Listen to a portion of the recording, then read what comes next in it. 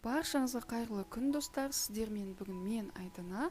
Бүгін біз сіздермен ең дәмді, ең оңай дайындалатын тұшпараның рецептімен бөлісемін.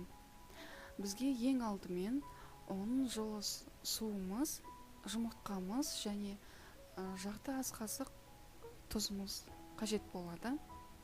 Ең алдымен біз қамырымызды дайындап алу үшін осы суымыздың ішіне тұзымызды қосып, араластырып, жақсылап, жұмыртқамызды салып, суымызды да ішіне құйып, шанышқымызбен араластыратын боламыз. Бір келкетіп шанышқымызбен араластырып болғаннан кейін қолымызбен илеп бастаймыз. Қолымызбен де әдемілеп жақсылап илейтін боламыз. Яғни қамырларыңыз қатты болып кетпесін. Өте жұмсақ болса да болмайды. Орташа болсын. Мен қамырымды илеп жатырмын.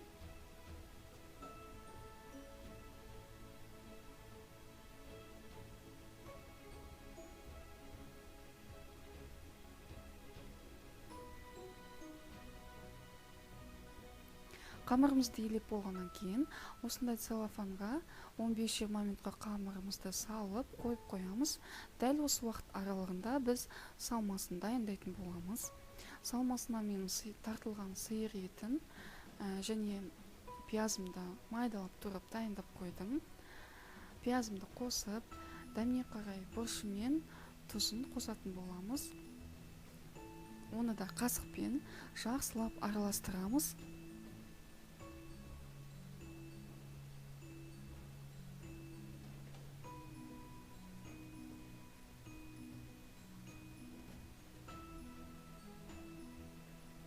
Және қамырымызды 15 минутқа қойып қойдық. Менің қамырым көп болғандықтан мен екіге бөліп жаятын боламын. Осындағын домалақтап алып, қамырымызды дайындаймыз алдын ала. Қолымызбен домалақтап жайып аламыз, сосын оқтаумен жайып бастаймыз.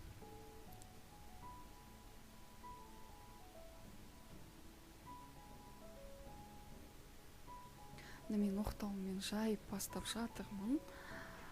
Барлығы видеода толық анық көрініп тұр деген ойдамын.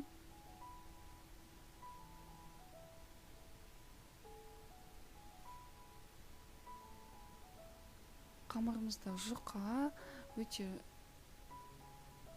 жұқа қылып та қылмасаңыздар болады. Өте жұқа, қалыңда болып кетпесін. Орташа көлемде болсын. Мен қамырымды жайып болып қалған сияқтымын. Осы жайған қамырымызды бір-бірімен айқастырып шығатын боламыз. Бұны да жолақтап пышақпен кесеміз.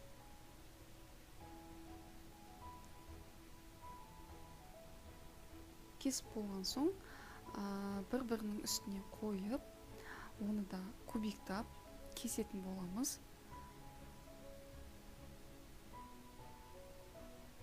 Бәрі бірдей көлемде, бәрі бірдей өлшемде болсын. Яғни біреуі үлкен, біреуі жұқа, өте кіші болып кетпесін.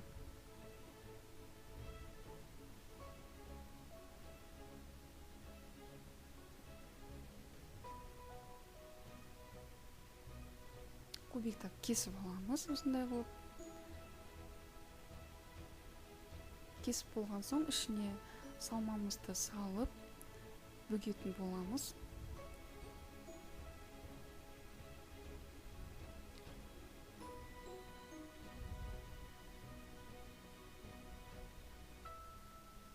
Кейбір жерлерде қамырымызды домалақтайды.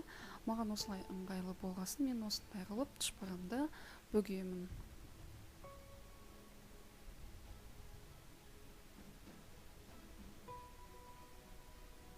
Тұшпарамызды бүгіп болғасын, қызып тұрған қазанымызға сұйық майымызды құйып, оны да қыздырып алғаннан кейін, мен үккіштен өткізілген сәбізіммен майдалап туралған пиязымды салып, оны да жақсылап қызартып қуырып аламын.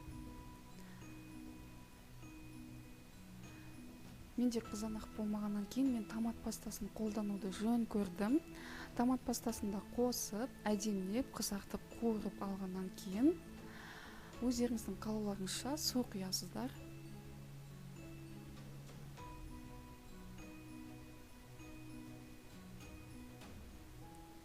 Міне оны да 5-6 минутқа қайнатып аламыз.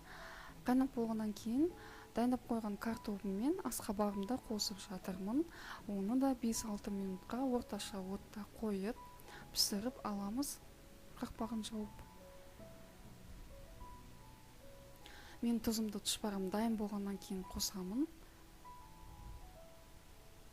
Біз тұшпарымызды салып жатырмыз. Және араластырып тұруды ұмытпаңыздар. Араластырмаған жағдайда, кей жағдайда бір-бірімен жабысып қалуы мүмкін. Тұшпарамызды да 10 минутқа қайнатып аламыз орташа отта.